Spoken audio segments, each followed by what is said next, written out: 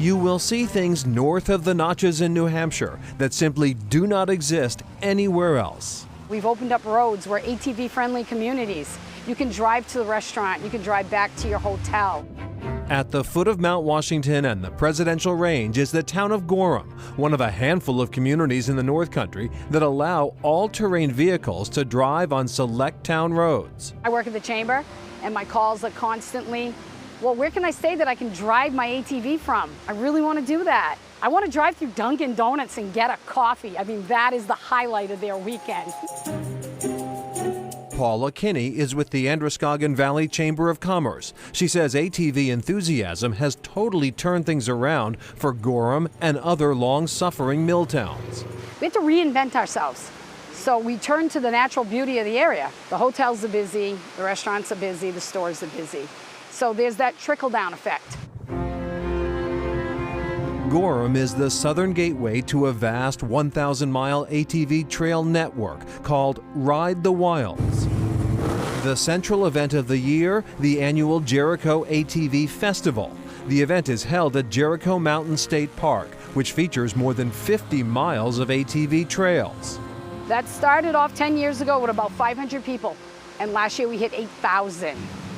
So it's amazing. Some who come to ride in Gorham are now looking for second homes here, and property values are on the rise. We're trying to buy a house and we keep losing them. Keep getting outbid. The market is on fire.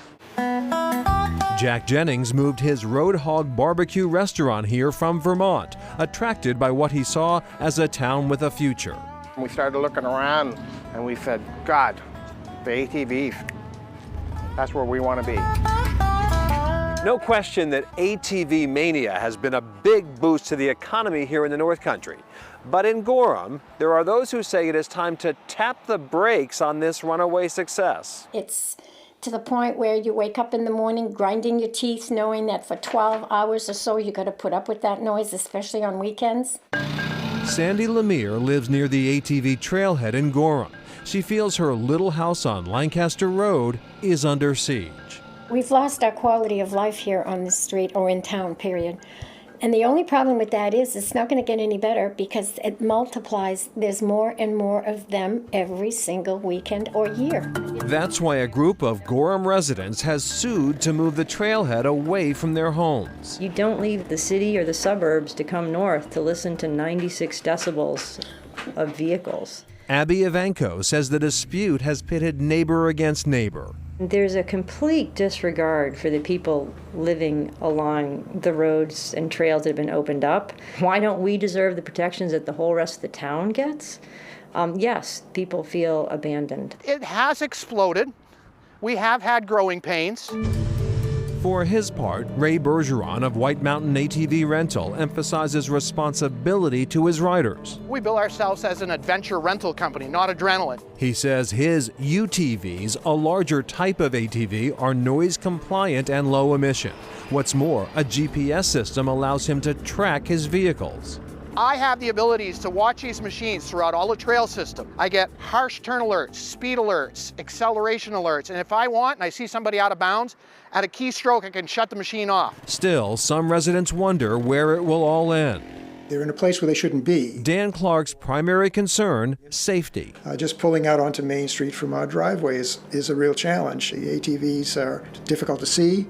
They kind of pop out of nowhere. The state has thrown its support behind the new ATV economy.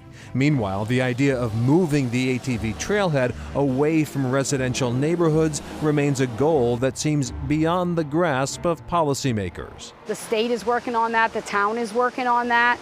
They are looking for a happy medium. It's growing pains. We have to learn how to make it work.